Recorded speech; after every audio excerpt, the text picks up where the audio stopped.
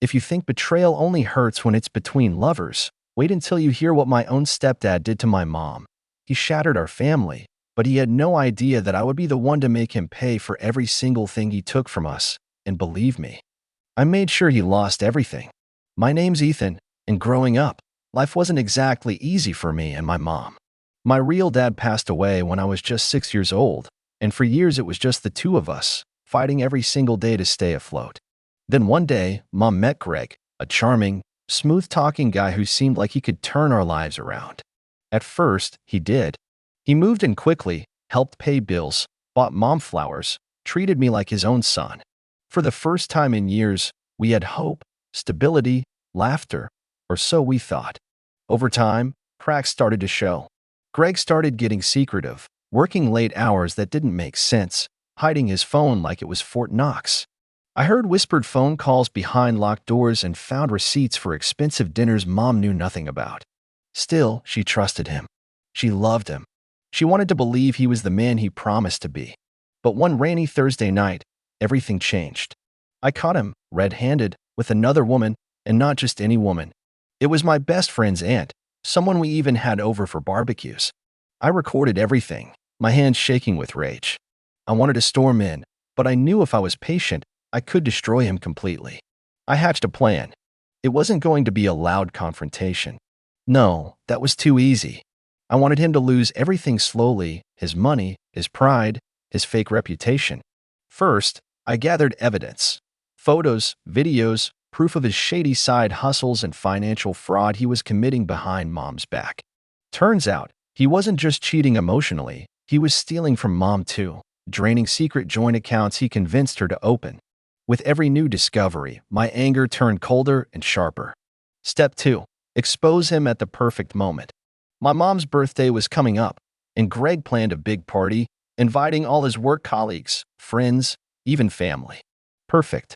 I made anonymous tips to his boss about potential fraud he was involved in, then planted copies of his bank transactions in carefully hidden spots all over the party venue, with instructions leading people to them like a twisted treasure hunt.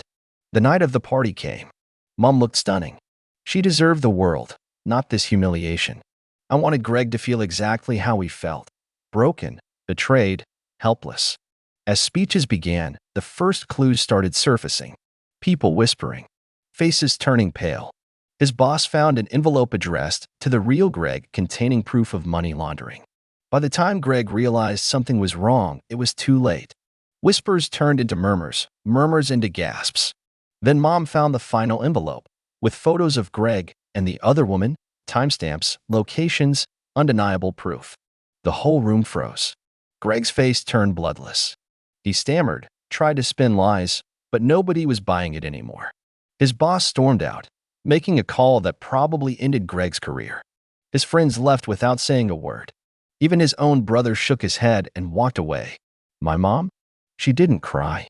She stood tall, looked him straight in the eye, and said, "You're dead to me." In one night, he lost his wife, his job, his friends, his future. And me? I just watched silently, knowing he finally felt a fraction of the pain he caused. But trust me, that was just the beginning. There was still more to come. After the disaster at the party, Greg thought he had hit rock bottom, but I wasn't done yet, not even close. Watching him stumble out of that hall, with everyone's disgusted eyes on him, was satisfying, but I needed to make sure he never got the chance to rebuild. Not after everything he did to my mom. First thing I did was make sure he couldn't easily find another job. Using the evidence I had, I submitted anonymous reports to several companies in our town, making it clear that hiring Greg would be a massive liability. His professional network, once wide and powerful, shrank overnight. His LinkedIn was flooded with negative comments, people accusing him of fraud and betrayal. And when he tried to apply for new jobs, background checks destroyed his chances. But that was just phase 1. See, Greg had a side hustle no one knew about, except me. A shady real estate gig where he flipped houses under different names to dodge taxes. I anonymously tipped off the IRS, providing them all the evidence they needed. It wasn't long before he got audited. Massive fines hit him like a ton of bricks. He had to sell his expensive car, pawn his watches, even mortgage the very house he bought with my mom's money. Watching him struggle financially was poetic justice, but I wasn't about to let him just fade away quietly. I wanted to break the facade he still tried to maintain on social media, where he posted motivational quotes pretending like he was learning lessons and getting stronger every day. What a joke. I created a fake account and started exposing his lies publicly. Every time he posted a motivational quote, I'd reply with screenshots of his betrayals, tagging people he knew.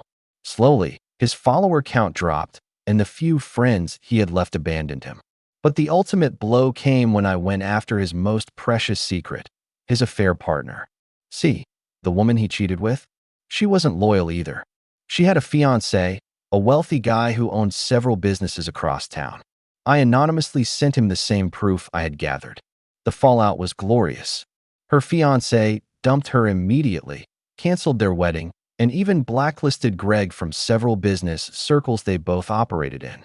With no job, no reputation, no friends, and no mistress, Greg was truly alone.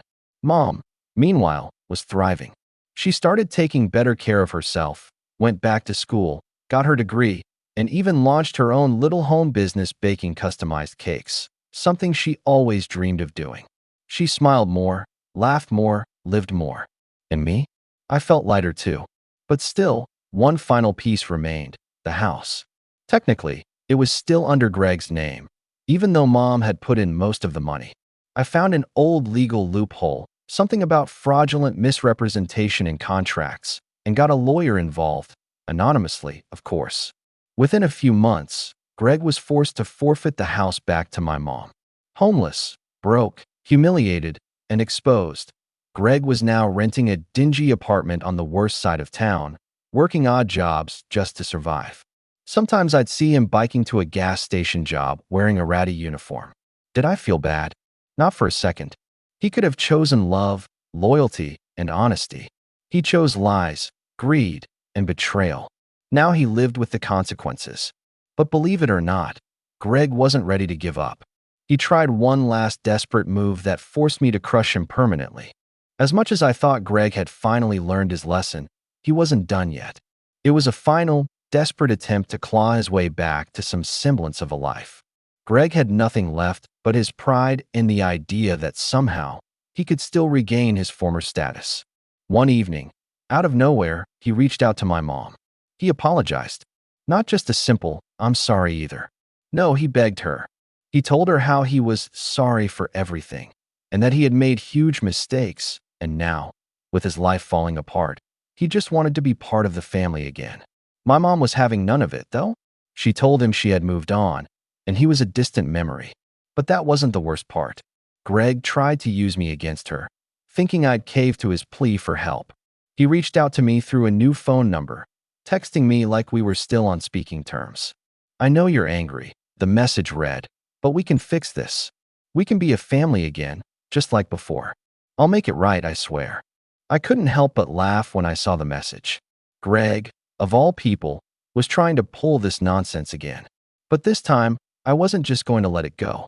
No, I was going to make him regret ever thinking he could manipulate me. I told him I'd think about it, giving him just enough hope to make him feel like he might actually have a shot at redemption. What I did next was beyond satisfying. I took all the proof of his wrongdoings, the affair, the shady business deals, the tax fraud, everything, and posted it publicly. I didn't just stop there. I sent it directly to the woman he cheated with, reminding her fiancé of the betrayal that had cost him his relationship.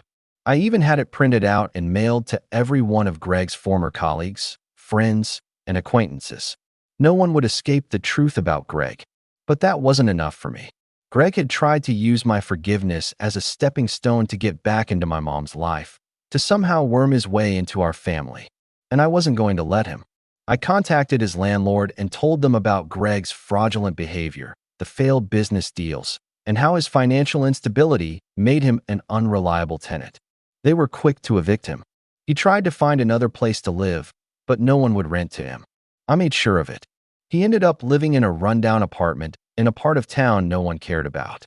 Worse yet, his previous friends and business partners had turned their backs on him completely. He had no one left. Greg had nowhere to turn, and no one to turn to. His dreams of a comeback were shattered. The last time I saw him, I was driving by his old apartment complex when I spotted him walking down the street, carrying a cardboard box of his belongings, a pitiful figure.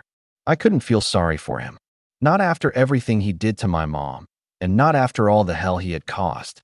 He had lost everything. His job, his house, his friends, his dignity, and he deserved it. Watching Greg suffer was like watching a man destroy himself, and that's exactly what happened. He ended up taking a job at a local gas station, barely scraping by. The downfall of Greg wasn't just a personal victory for me. It was a statement. It was about showing that no one could walk all over my family and get away with it. So, as Greg worked his dead-end job and lived in that dump of an apartment, I realized something. Sometimes, revenge isn't about a grand spectacle. Sometimes it's about making sure someone who wronged you, who hurt the people you love, has to live with the consequences of their actions.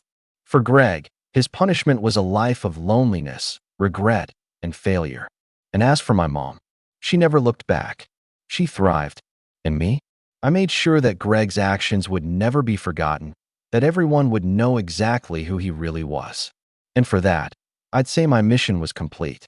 If you like this story, don't forget to hit like, subscribe, and turn on the bell for more revenge stories. You won't want to miss the next one.